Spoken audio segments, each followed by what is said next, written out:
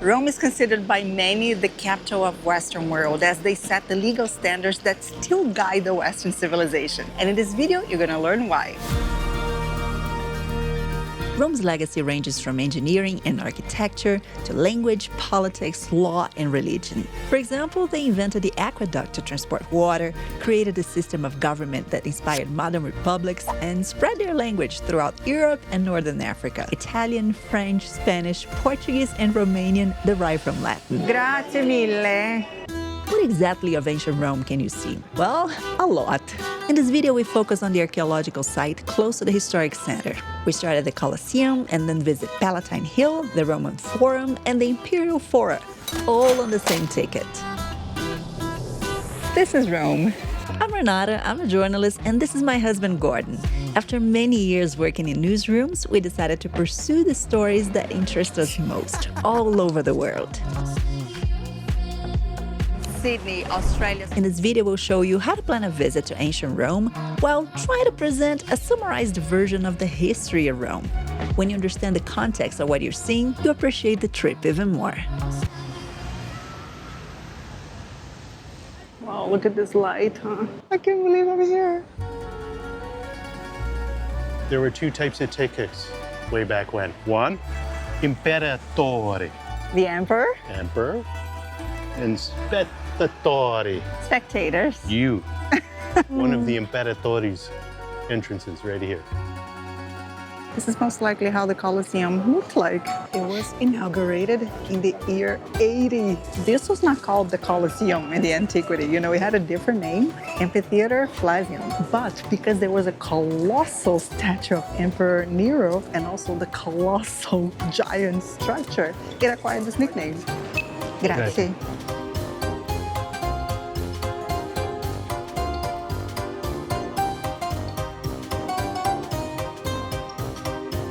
The regular ticket gives you access to this part over here where you can walk around the entire Colosseum. There are different tickets for you to go underground to the arena or all the way up to the attic. We got tickets that include a visit to the arena. Okay, Gordon, let's see if you did your homework. Who would stay down there? People like you. Gladiators? No, seriously.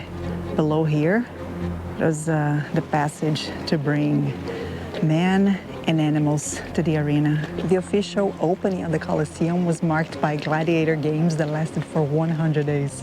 Do you know where you'd be seated if you came here? All the way up there. The bottom part was just for the royal family. Then in the mid-tiers, Middle class. it was government employees. And all the way up there, who was there? The rest of the people. The plebs, yeah. Guess how much was the entrance fee here? A goat's head. No, Pigtail. no, No? totally free. Oh, free? Totally free. Entertainment paid off by the emperor. Oh, you bought the citizens. Yeah. Shh, this still happens today. 50,000 people could fit here. It's like a modern-day stadium. We're visiting a wonder of the world, one of the 7 wonders of the world. Isn't it crazy to think that people fought to death here? Yeah. And this was the entertainment? Yeah. Quite the society, huh? This reflects the reality of Rome back then, not only for the lower classes. Out of the 70 Roman emperors until the fall of the Western Empire, roughly half were murdered, generally by people in their near circle.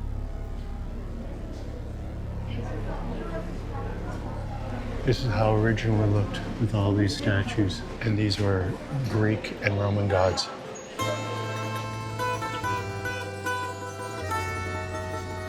Some of the objects found here. And look at that, women would come here and sew in between fights. It's a pastime. Even in those days, people were already making graffiti, right? Wherever they shouldn't. This guy was actually talented.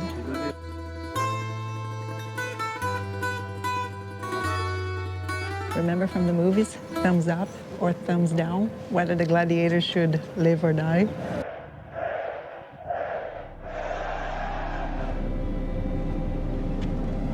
Yeah. The decision was not only up to the emperor, sometimes they'd ask the crowd. And although it was a brutal job, gladiators were like celebrities.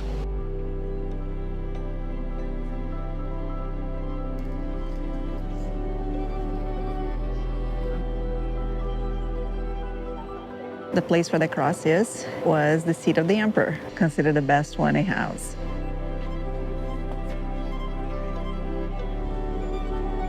The Colosseum was built at the height of the Roman Empire, and it lasted for about 500 years, until the beginning of the Middle Ages. You know what I just realized? What? We paid to have access to the lower level, right, the arena, but from the opposite side, we also have the same access. Oh, yeah. Look at where we are, right? Yeah. Just across.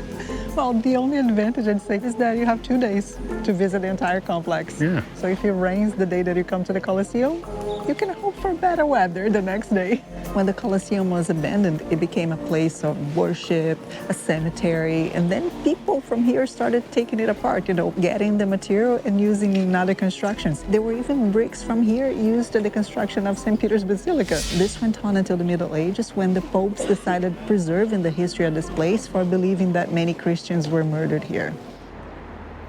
Wow, and from here you also have an amazing view of the Arch of Constantine, Palatine Hill, and the Roman Forum. Way before France was celebrating Napoleon's triumphs with the Arc de Triomphe, Rome was celebrating Constantine's victories with the Arch of Constantine. Ready to walk all this now? Sure. Oh. Okay. Okay, what? Well, you do have a choice, We can do it tomorrow. 2-day ticket. Ciao, grazie.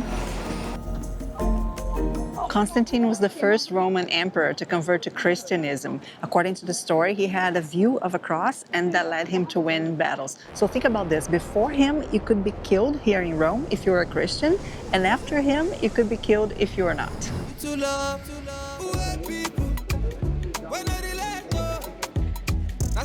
This historic complex here is huge, and right in front of the Colosseum, there's a nice viewpoint for free with amazing views, and it is a great place for you to take a break, have some coffee before moving on. Especially as there's nowhere to eat or drink in the entire complex. So we stay, right? Mm-hmm. Next stop, Palatine Hill. We're going all the way up there. You know something very cool about this place? This was the place to live, it's where the wealthiest people used to live. Really? In ancient Rome, yeah. You're seeing their houses here. This is Stadio Palatino, sprawling green area used by the Roman emperor as stables and a horse run related activities. Yeah, you're reading that? Yeah, I got my guide. Okay. Wow, in those days, 2,000 years ago, they were already bringing marble, look at this, from Turkey. That is crazy. This was the floor of this palace over here. We just realized another advantage of our ticket. Only with a full experience ticket, you can come inside the buildings and see the preserved walls and these structures. The paintings date back to the year 30 BC.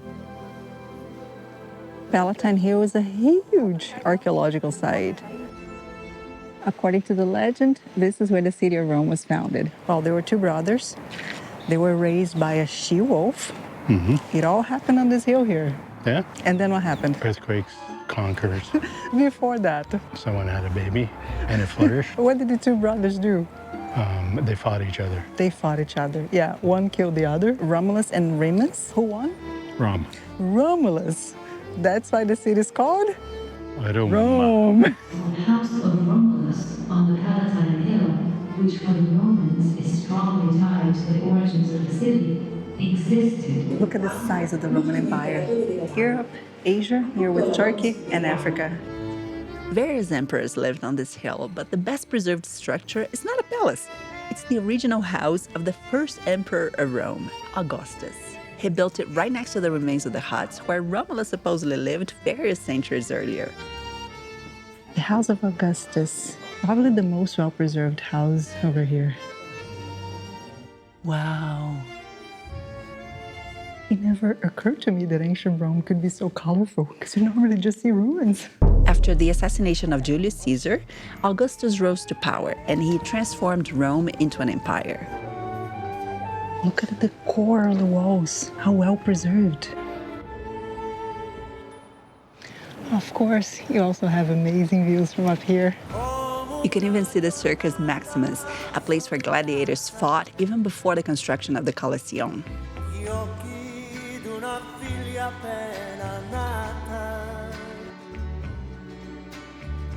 For about 1,000 years, Rome ruled the world, right? At least the world in their view. And the center of everything, the center of power was down here. This is the Roman Forum, what we're gonna see next.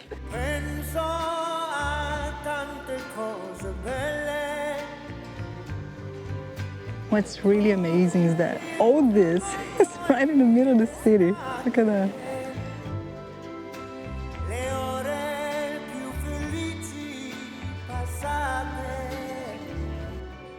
The Arch of Titus was built to celebrate Romans' victory over Israel. They brought the Israelis here and forced them to build this arch. This is one of the battles that destroyed Judea, now called Israel. One of the events that led to the diaspora, when Jewish people spread around the world with no nation to call home. And history continued this way for almost 2,000 years. But that's another story. This is now the famous Via Sacra, or Sacred Way, translating. Upon conquering a new civilization, the Romans would parade right here, bringing exotic animals and the captured king. The Romans built the most extensive, well-planned, and influential road system in history. For example, they prioritized straight routes and used milestones to mark distances. Many of the old roads connecting the empire still form the basis for modern European highways. This building right here was the Basilica of Constantine, but a basilica at the time was not just a church, it was a secular building. This was a mix of notary, hall of justice, and had many other functions. And when it became a church, it's what inspired the construction of all the other basilicas in the world.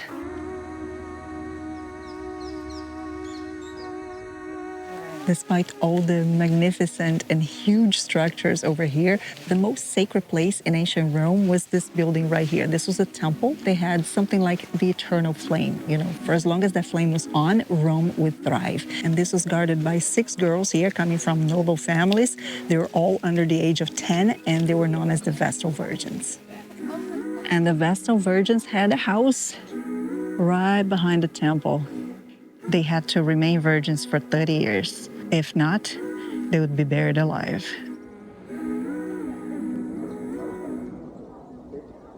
This is Palatine Hill. We were up there on the viewpoint. And here there are also some ruins of the house of former Emperor Caligula. He went down in history as not a nice person, let's put it this way. Actually, several of Rome's earliest emperors lived here, starting from the second, Tiberius. He was the emperor when Jesus was crucified.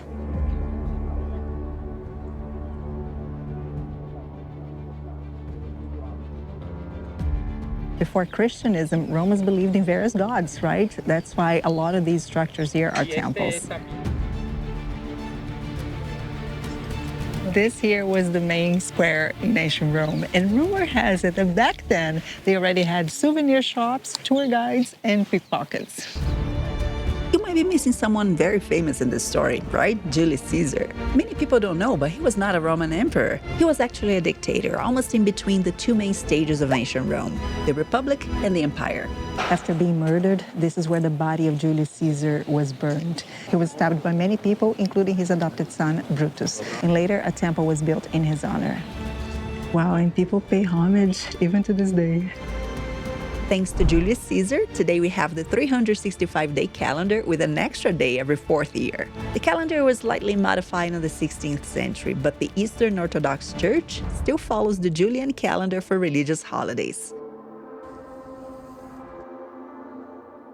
One of the best preserved buildings here is the Curia, or the Senate. Despite the emperor, senators were still very powerful in Rome.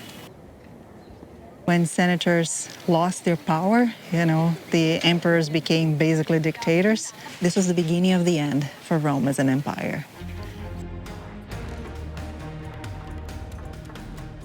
You know what? I'd like to go back in time for the baths in the vomitorium.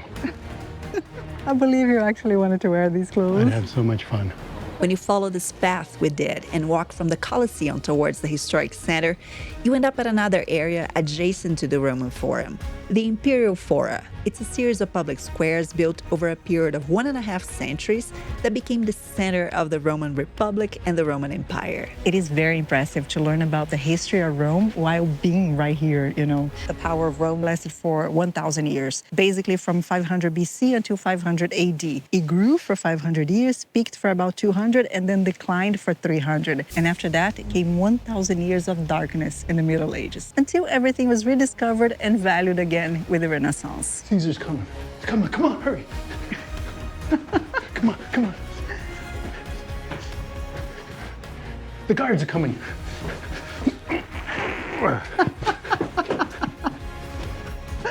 Oh, he's inspired. Free. And look where we end up. Close to Monumento Vittorio Emanuele II. And then you can walk right to the Pantheon, to the Spanish Steps. You're so close to everything. Yes, don't even need the metro, huh?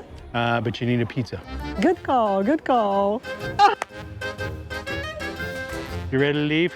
No, Are you done your tour? I could stay here another day, actually, reading everything. Can you remember any more facts? Yes. I don't think so. They're overflowing with facts. Grazie.